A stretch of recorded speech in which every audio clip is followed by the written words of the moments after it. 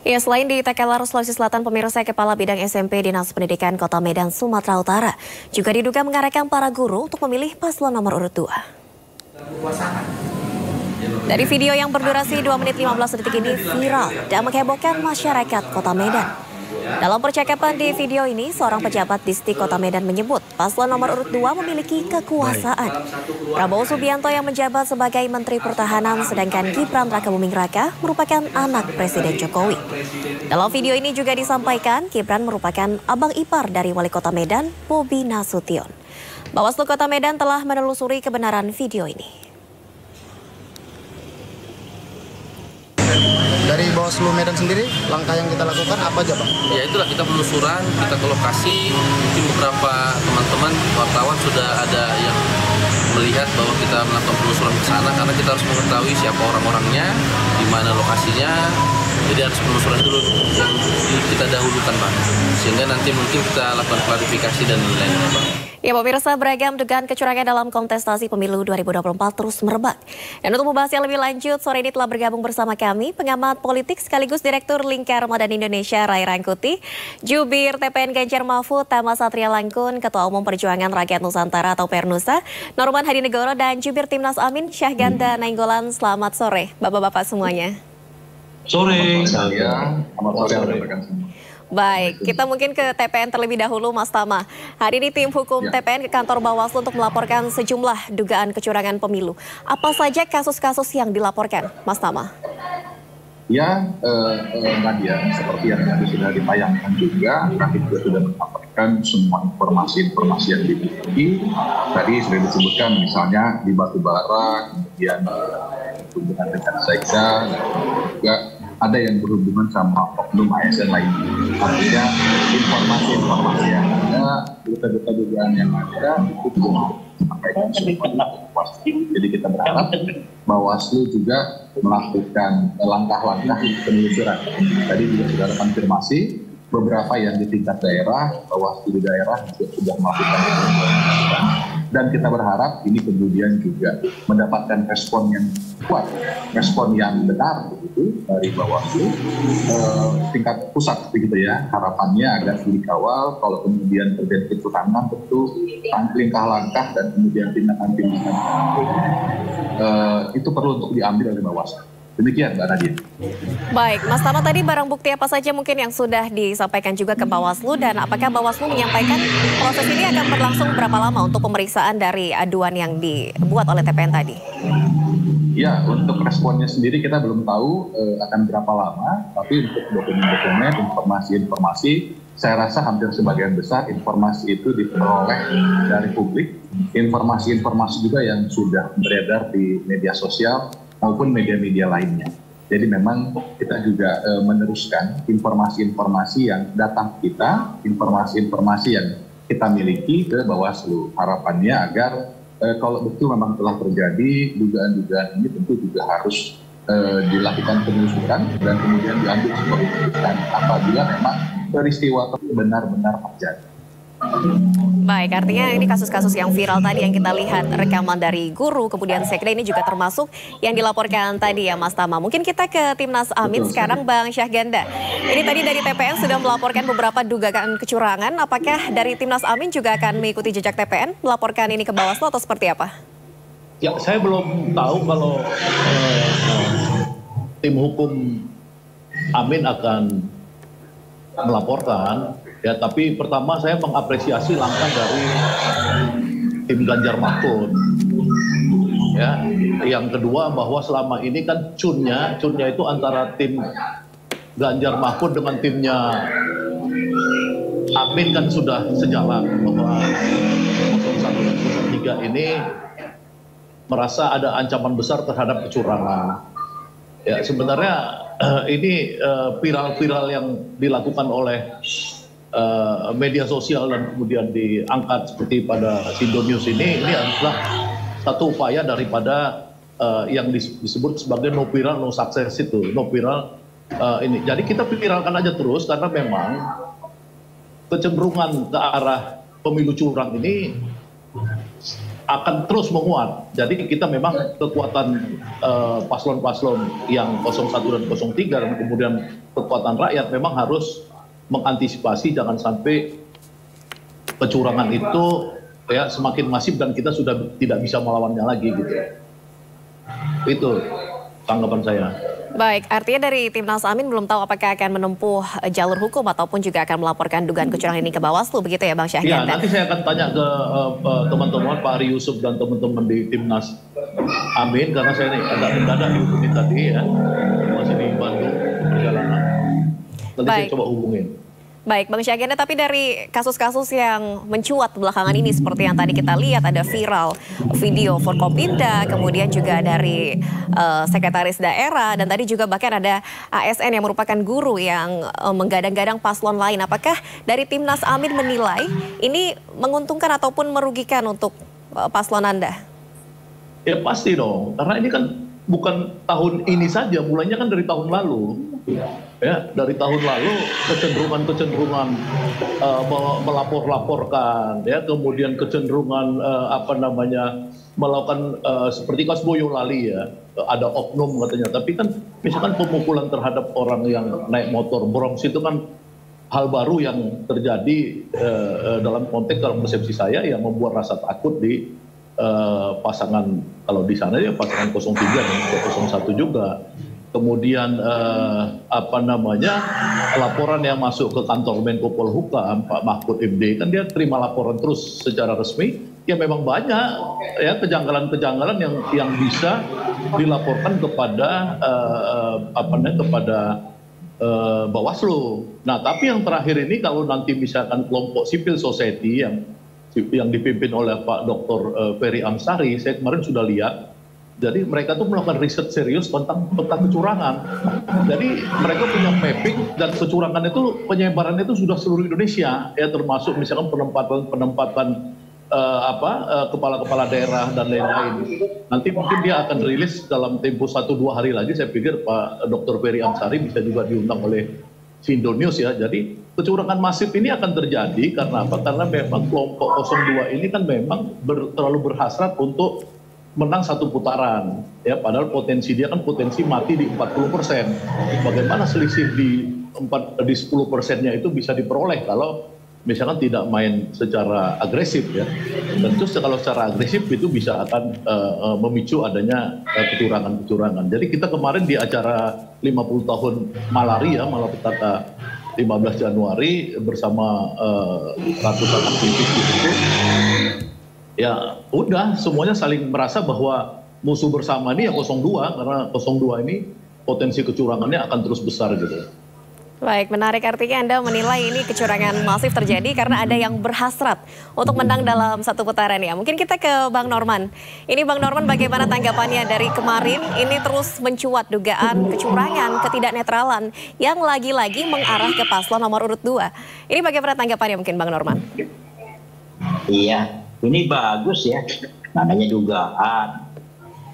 Jadi kita juga terima kasih ya, ada yang kontrol.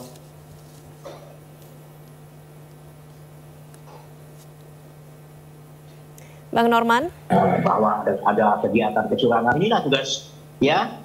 Iya, silakan dilanjutkan. Bang, tadi agak terputus ya. Koneksinya. Ya, jadi kita juga terima kasih ya kalau ada temuan-temuan itu. Kita ingin pemilu ini jujur, nggak curang, ya gembira, ya kita jual gagasan. Nah jadi kalau ada temuan-temuan seperti itu, saya juga mendukung, ya.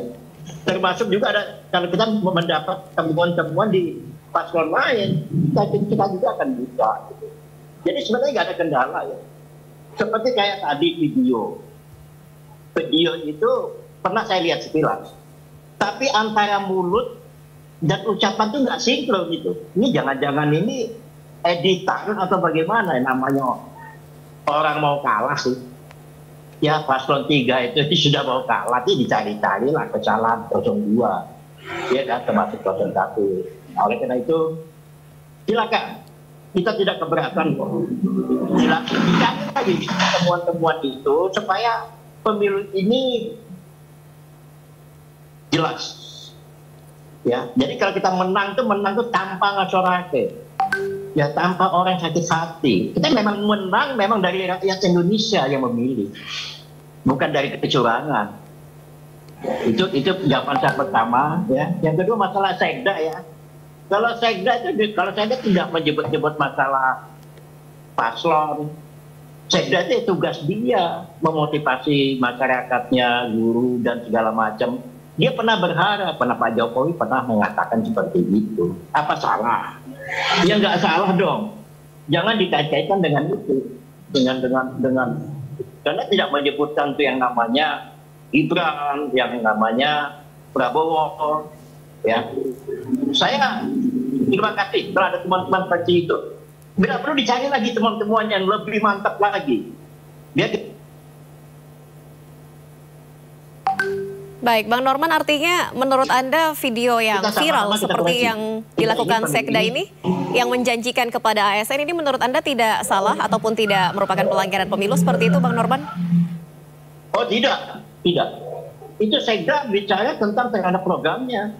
Masalah guru ini jadi masalah dari zaman dulu itu.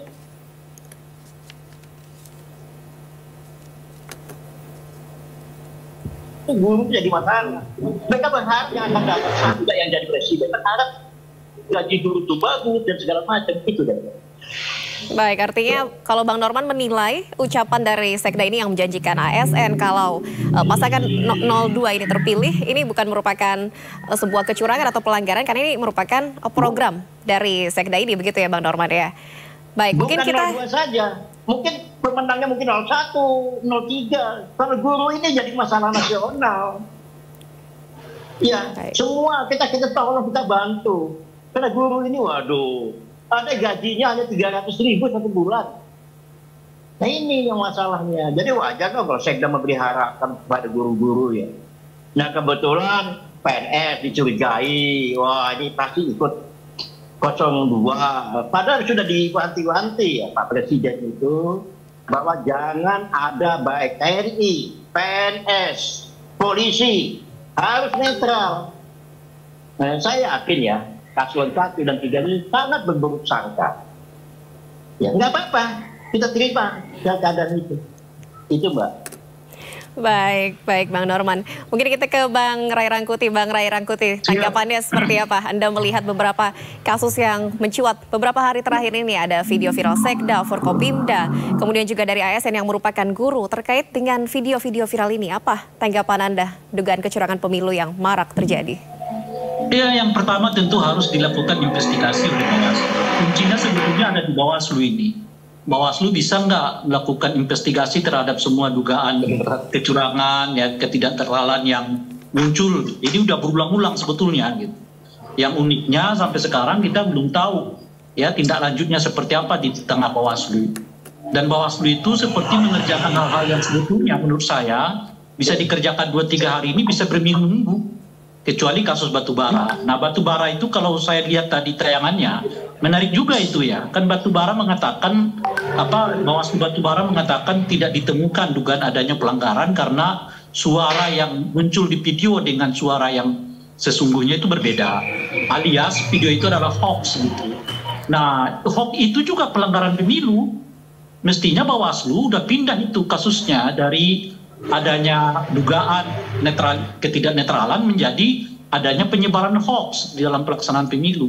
Sayangnya kan mereka seolah-olah nggak tertarik lagi di hoaxnya, tapi cukup untuk mengatakan bahwa rekaman itu nggak sesuai dengan suara yang sesungguhnya dari para pejabat yang ada di Batubara.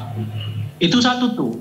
Nah yang kedua, konferensi persnya itu juga menurut saya agak perlu dipertanyakan tuh.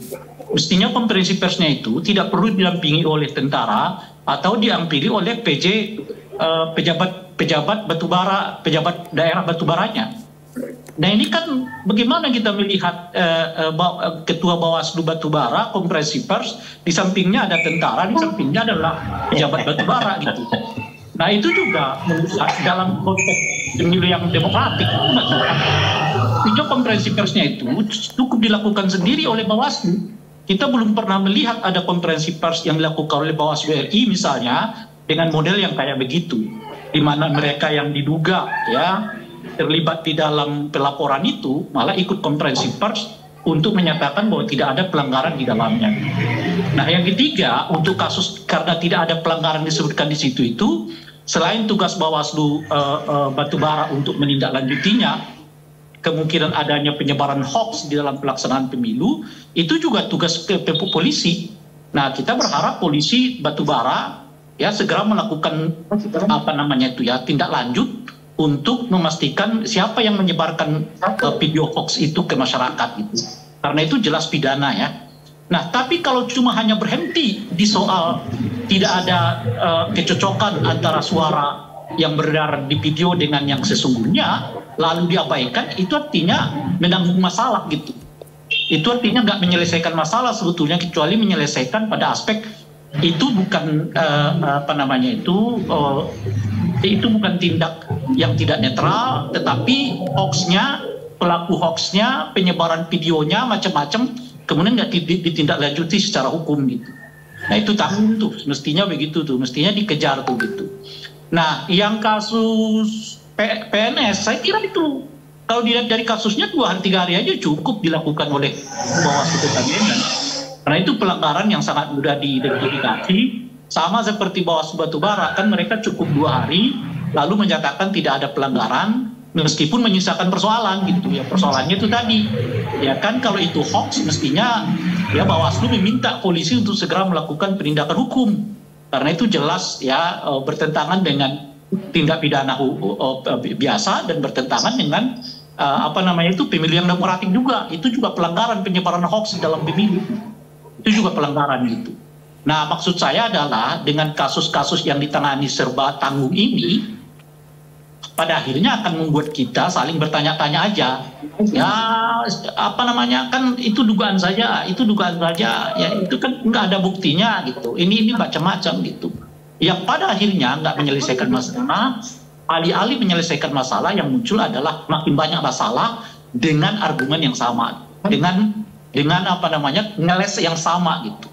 Nah, titik kuncinya adalah bagaimana Bawaslu menegakkan hukum pemilu, menyelesaikan ke akar-akarnya sampai tuntas, sehingga ini jadi pembelajaran kepada siapapun, karena kasus soal netralitas dari aparatus negara, ya aparatus negara itu ada ASN, ada polisi, ada TNI, ya ada pejabat gubernur, pejabat kepala daerah, ya kan, tenaga-tenaga honorer, itu semua kita sebagai pejabat negara gitu, harus dan wajib netral, dan oleh karena itu jika mereka tidak netral ada sanksinya dari Bawaslu. Baik, Bang Rey, artinya dari video yang viral kemarin misalnya rekaman diduga Forkopimda ini yang Bawaslu sudah menyatakan menghentikan karena tidak ada dugaan pelanggaran dan ini merupakan hoax, seharusnya ditindaklanjuti lagi, tidak hanya berhenti sampai situ ya Bang Rey ya, karena agak tanggung ini. Iya, lalu menurut Anda dua aparatus negara yang mesti menindaklanjuti itu Bawaslu sendiri, karena hoax juga berhubungan dengan kecurangan dalam pelaksanaan pemilu, bagian dari tindak pidana dalam pemilu dan tindak pidana umum. Nah itu tinggal di antara polisi dan Bawaslu aja kerjasama. Lagi pula kan mereka punya gakumdu ya, di mana polisi dan Bawaslu bernaung dalam satu atap yang disebut dengan agakumdu itu. Nah semestinya baik Bawaslu maupun kepolisian segera ya mencari orang yang melakukan penyebaran hoax ini sehingga tuntas. Jadi kita nggak menduga-duga nih. Kalau menurut saya kasus Batubara itu masih tanggung. Kalau itu hoax, siapa pelakunya? Apakah polisi akan mengejarnya? Berapa lama polisi akan mengejar sehingga ketahuan? Siapa yang hendak melakukan pencemaran terhadap pejabat-pejabat tinggi ya di lingkungan Pemda Pemda Kabupaten Batubara itu. Baik, artinya seperti kasus-kasus yang viral ini, Bang Rey, ya, tidak hanya Bawaslu tapi juga seharusnya ada koordinasi dengan aparat kepolisian. Begitu ya Bang Rey?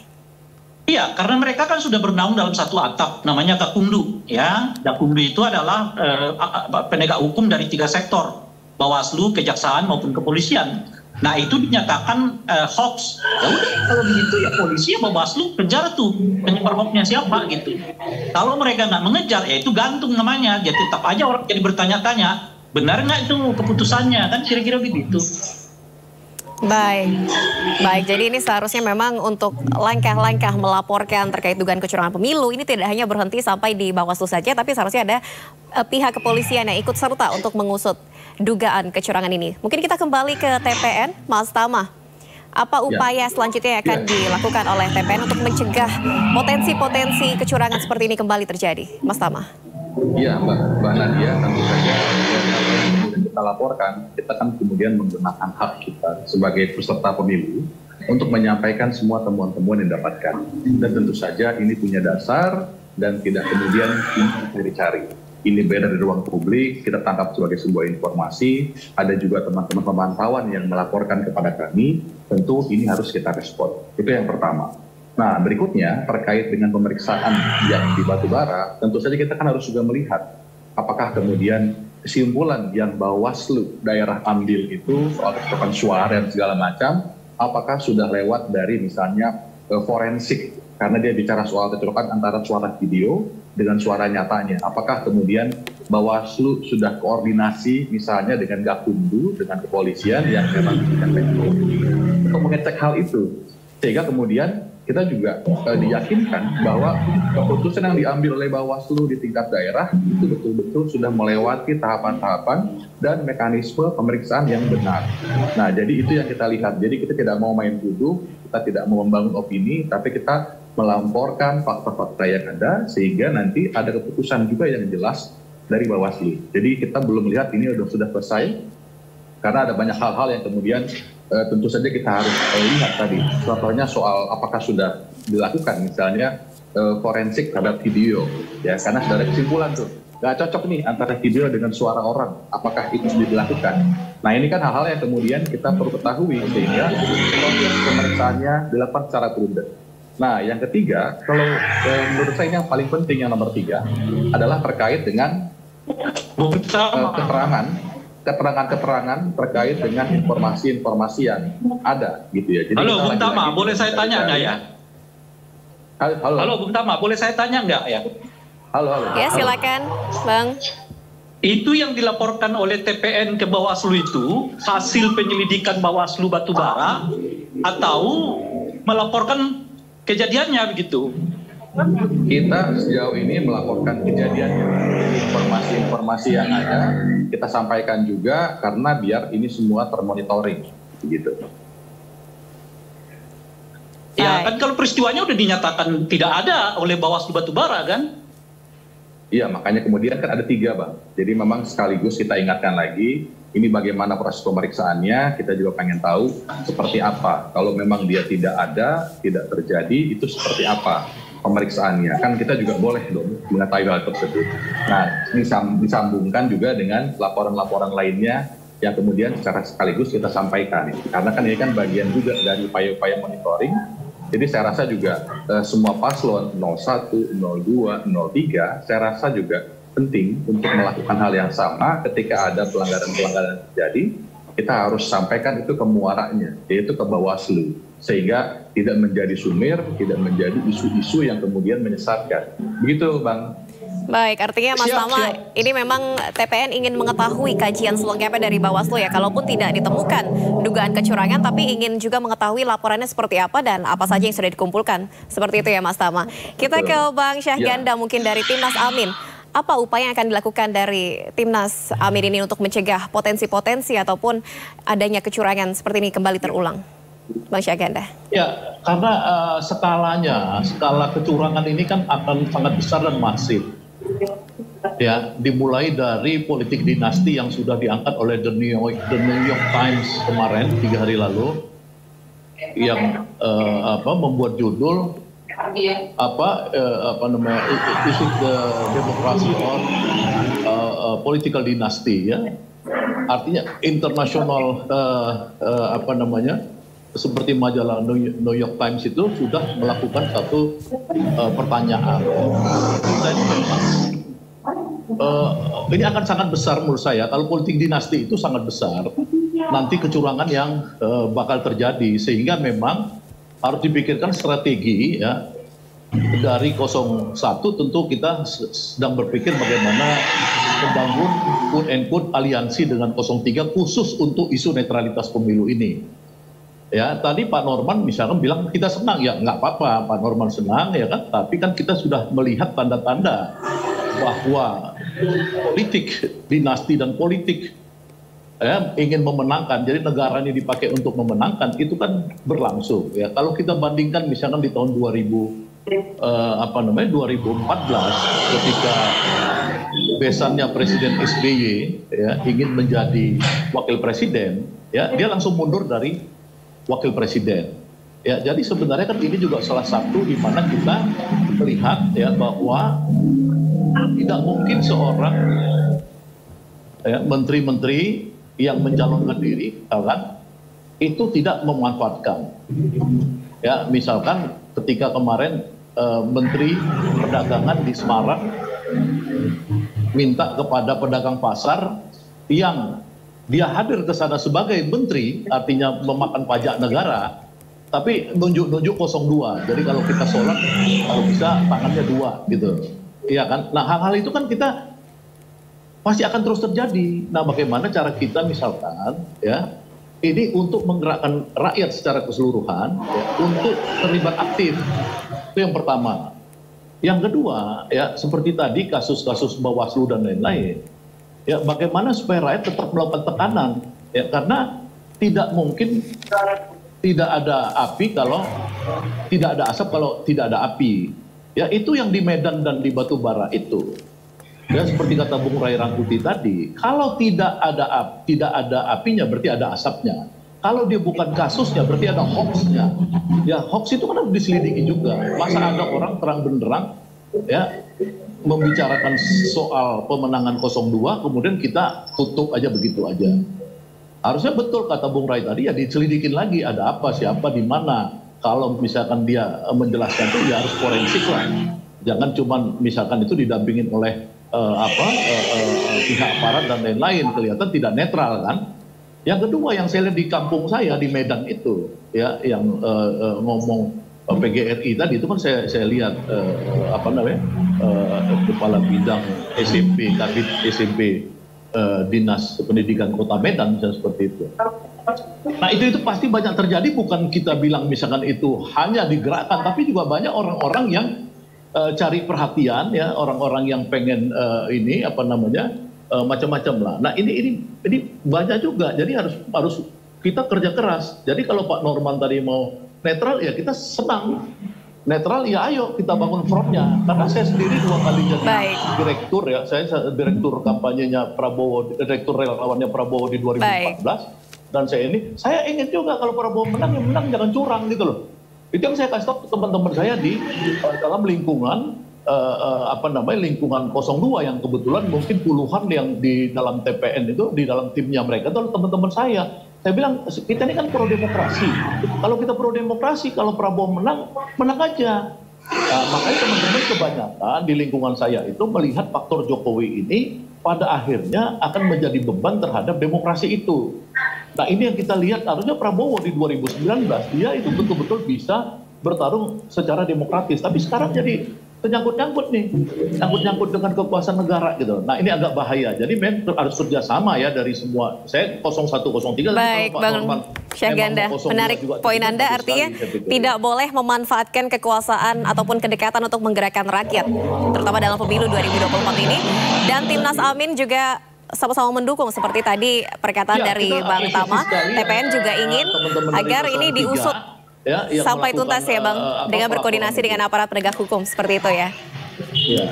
Baik, sayang sekali waktu kita sore hari ini sudah habis. Terima kasih banyak atas waktunya telah hadir sore ini pengamat politik sekaligus Direktur Lingkar Madani Indonesia Ray Rangkuti, Jubir TPN Ganjar Mahfud Ahmad Satria Langkun, Ketua Umum Perjuangan Rakyat Nusantara Norman Hadinegoro, dan Jubir Timnas Amin Syahganda Nainggolan. Salam sehat, selamat beraktivitas kembali semuanya. Salam sehat selalu.